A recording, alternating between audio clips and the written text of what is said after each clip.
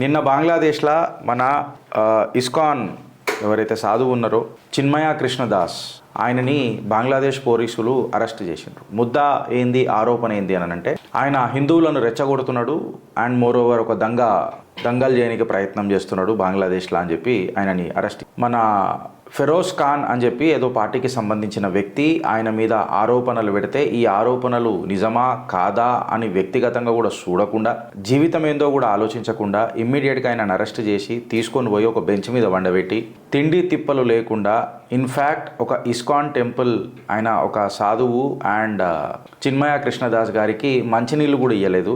లాస్ట్కి రాత్రికి ఏదో కొంచెం తిండి పెట్టిరట, అది కూడా ఈ చిల్లరగాన్ల చేతుల మీదకేని ఆయన తింటాడా అని అనేది ఒక పెద్ద క్వశ్చన్ ఇవ్వాలి. అన్నిటికంటే పెద్ద ముద్ద ఏందని అంటే ఈయనని తీసుకుపోయిన జైల్లో ఎంతమంది జిహాదీగాళ్ళు ఉన్నారనేది మనం అందరం ఆలోచించాలి. ఈయన ప్రాణానికి ఎంత పెద్ద నష్టం ఉన్నది అని అనేది కూడా మనం ఆలోచించాలి.